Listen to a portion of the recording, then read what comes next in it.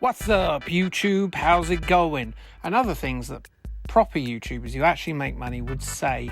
That bit where I say, how's it going? It's rhetorical. I don't care. I've got all your money and all the advertising money.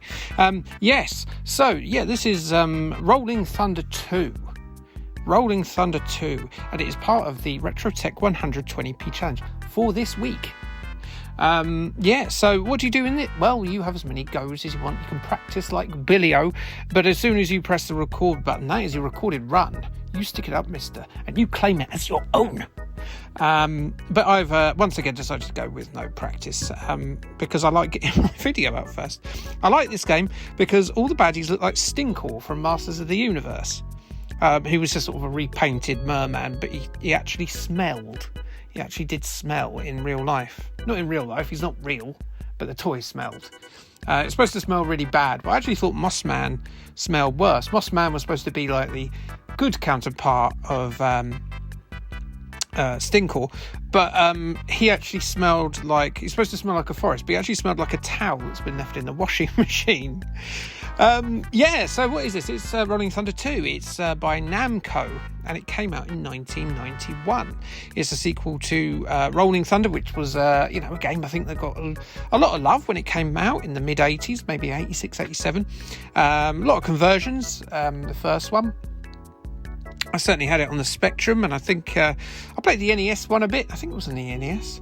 There's some really good versions of that came out. I think US Gold did them.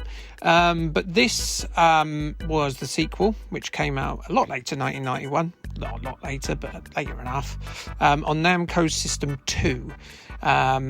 It was ported to the Mega Drive, which was quite a good version, I thought. I quite liked the Mega Drive one.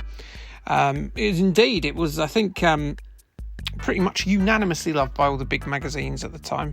I'd never played the arcade one until now. I'd rented the Mega Drive one, and I enjoyed it.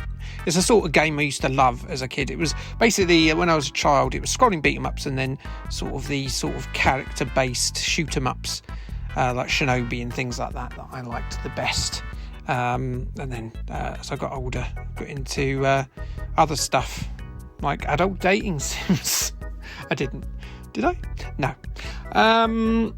So in this you control two characters. You've got Leela, who is a new character, and she's the one player character, which is unusual because Albatross, who I think was the main character in the first game, is relegated to the second player slot.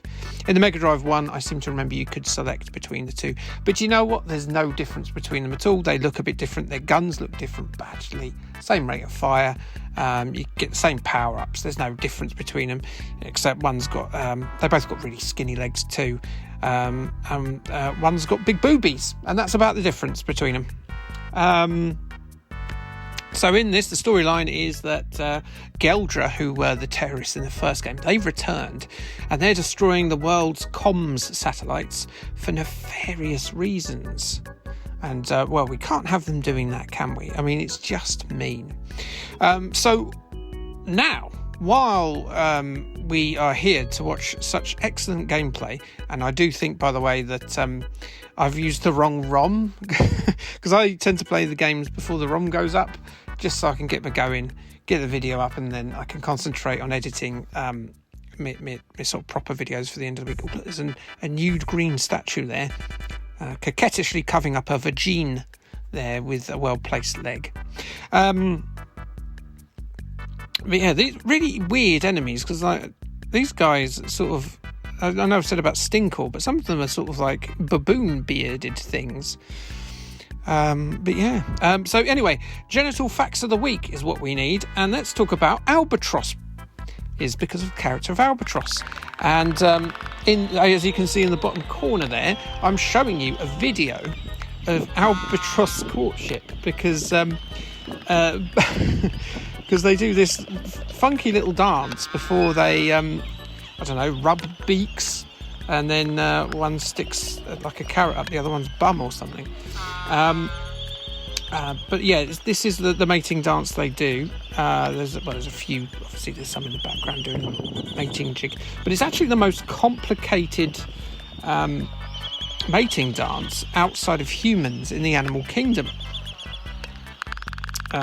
So what they do in it is basically there's lots of different things they do. This is the sort of chav going to the bar walk. It's like, all right, mate. And yeah, that's what they do. So there you go. Yeah, it's incredible. So yeah, apart from your 21-year-olds in your local nightclub, that is the most complex dance that is performed by a creature apart from us humans. So there you go. Lost my first continue there while we were talking about albatrosses. Such is the way with my videos. So they carry on this sort of courtship, but they start feeding each other, which is a very classy way to court a young lady. If you here's a tip, guys: take a girl, particularly a woman in her late 30s or 40s, to a McDonald's, right? Yeah. And offer to pay the whole £6. I mean, it's gone up, hasn't it? It's gone up from like £3 or whatever when, like, in the early 2000s. Now, like £6. So she'll be like, wow, this guy knows his stuff. Am I right? McDonald's. There's my tip. Pay for their McDonald's. Take them out.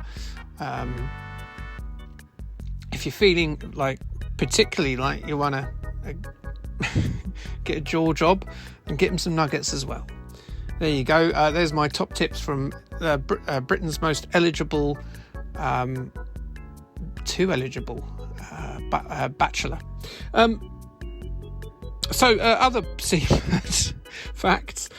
Gulls are often homosexual, which means that I've been woken up several times. I don't know if you've noticed this, but the seagulls seem to be getting very invasive into inland areas since the drought.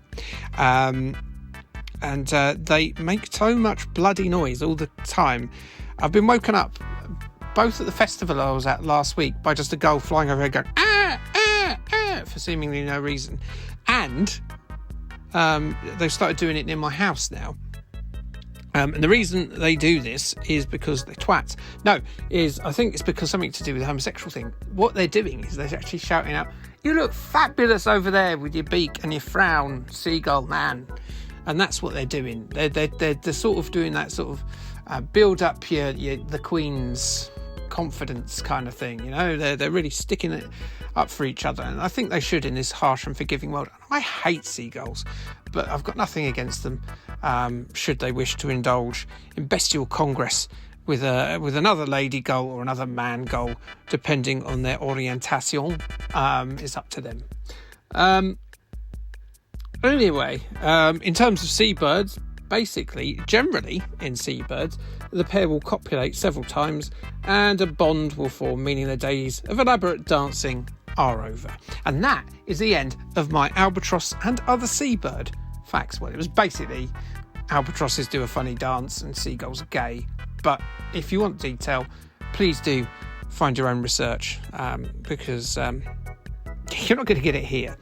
So yeah, that's the end of that. I'm nearly dead now, so what I'm going to do is I'm just going to tell you what's coming up this week on the channel.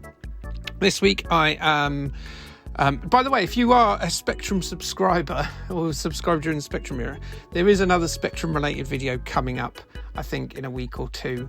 It's going to be about Wimpy, but this one this week is going to be about a PlayStation game based on a movie that didn't deserve to flop, but it did flop internationally. I think it did all right in its native France, but that game is The City of Lost Children, which was a Ron Perlman film. It was done by Jeunet, who did Amélie, and they made I wouldn't say a point and click, it was more of a like Resident Evil stroke Alone in the Dark style action adventure game, where you played a little girl, and it's an interesting little game, and I cover it this week, so I probably will upload that tomorrow. I'm trying to get ahead on my videos at the moment because I'm going on holiday at the end of the month, so I've done 2 or 3 ahead, which is very unusual for me, but that's the end of my game. So yeah, please do join in with the RetroTech 120p challenge. I might leave a link below, you never know.